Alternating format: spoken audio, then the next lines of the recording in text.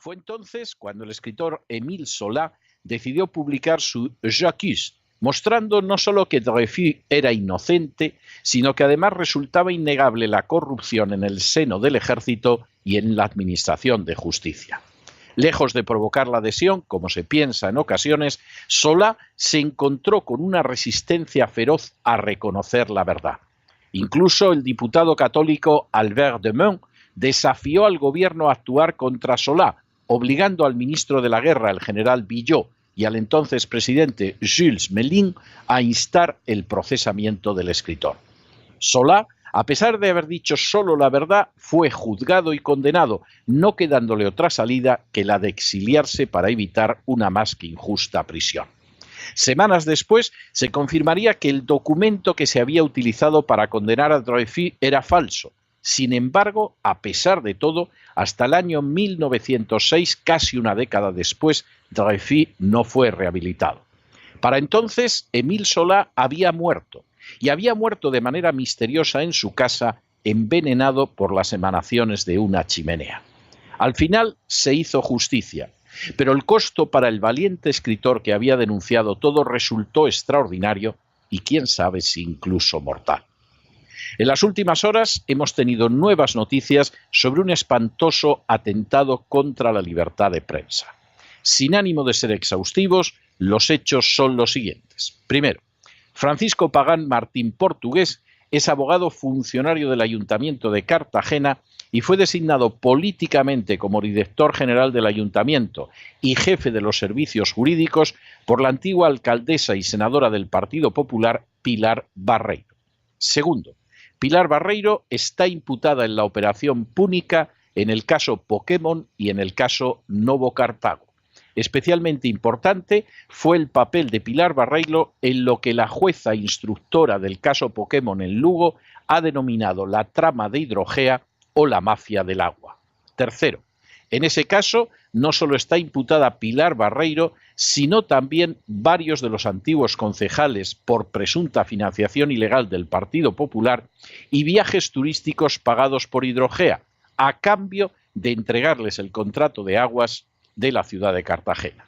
Cuarto, Pagán, destacado hermano mayor de una cofradía y protegido del Opus Dei, contrató un letrado externo del ayuntamiento para los años 2013 y 2014, una contratación que se hizo sin publicidad y por procedimiento negociado y a la que fueron invitados 3 despachos, uno de Madrid, otro de Cartagena, muy amigo del que resultó licitado, y Francisco Belda, hijo del que era director del área legal del Ayuntamiento de Cartagena hasta su jubilación en 2009 y de cuyo padre el citado Pagán es amigo íntimo.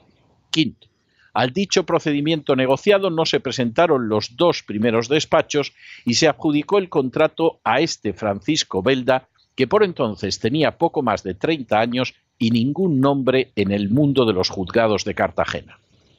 Sexto, el lamentable episodio fue denunciado por un abogado de Cartagena y por Antonio Martínez Díaz, al que se conoce popularmente como Ciudadano Coraje. Séptimo, una vez concluido el contrato, se procedió a la prórroga desde el año 2014, fraccionando los pagos en cantidades inferiores a 18.000 euros para no tener que presentarlo a concurso público, lo que significa claro indicio de que se produjo un fraude de ley. Octavo, para colmo, los pagos realizados con dinero del contribuyente no se realizaron al dicho Francisco Belda, sino a una sociedad, Ruy Pérez y Asociados, que ni siquiera estaba constituida cuando se licitó el contrato que ahora se prorroga. De manera bien llamativa, la propietaria principal de Ruy Pérez y Asociados es Ana Ruy Pérez, funcionaria en excedencia del Ayuntamiento de Cartagena. Noveno, al publicar estos datos, la Tribuna de Cartagena, el citado Francisco Pagán se querelló contra su director, José L. Sánchez, y solicitó como medidas cautelares el pago de 700.000 euros y que no se volviera a hablar de él en adelante en el citado periódico. Pagán ha ido ampliando con posterioridad sus exigencias hasta llegar al 1.000.000 de euros. Décimo, aunque en las 3 ampliaciones de demanda la Fiscalía se ha opuesto por considerarla un atentado a la libertad de información, Lo cierto es que ni una sola de las asociaciones de prensa de España ha contestado a la solicitud de amparo formulada por el director de la Tribuna de Cartagena. 11. En medio de esta persecución contra la Tribuna de Cartagena, Pagán ordenó suspender los pagos al letrado externo, emitiéndose un comunicado en el que hacía público que al menos 40 funcionarios habían sido atendidos sin la existencia de ningún contrato. En otras palabras, dejando de manifiesto que podría existir un presunto fraude de ley al haber fraccionado los pagos en menos de 18.000 euros para no tener que pasarlos por la Junta de Gobierno y colocarlos como si fuera una obra menor. 12.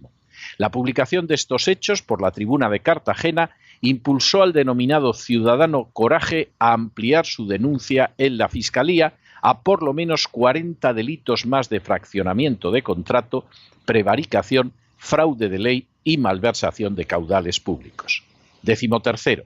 Para colmo, en la actualidad, el Ayuntamiento de Cartagena negocia el recibo del agua con Hidrogea, un recibo que es el más caro de España y que además ha servido para financiar el independentismo catalán a través de una fundación próxima a la antigua Convergencia Democrática de Cataluña, el partido de Jordi Pujol. 14.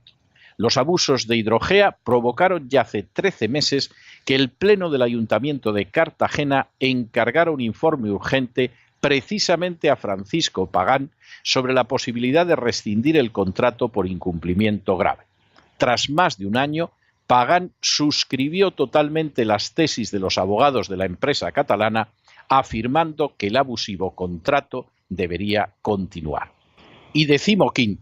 A pesar de todo lo sucedido, nadie, absolutamente nadie, ha pedido la dimisión de Pagán, ni siquiera Podemos.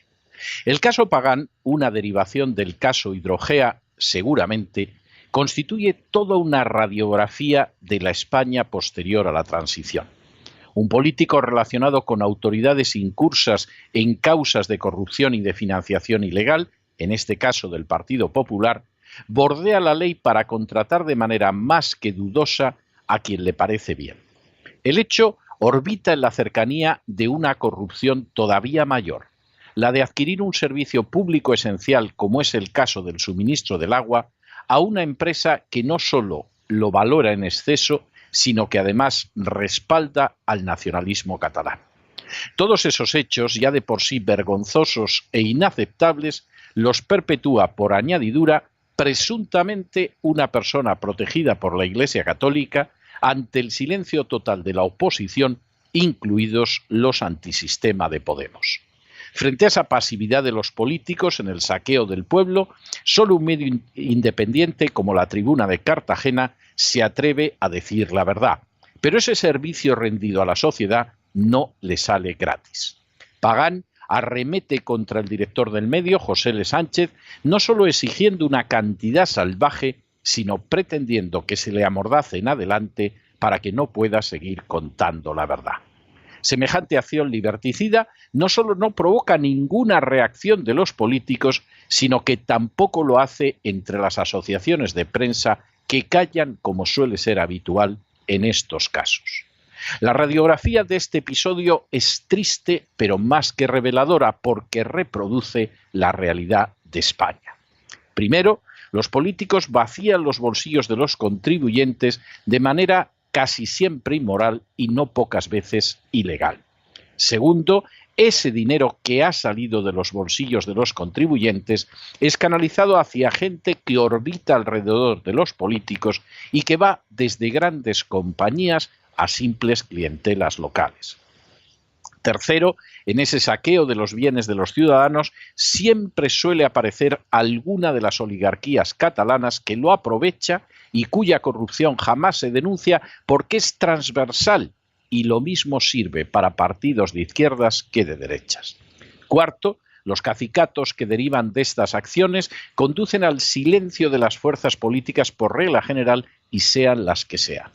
Quinto, los medios de comunicación, por supuesto, guardan silencio dependientes de la publicidad pública y privada.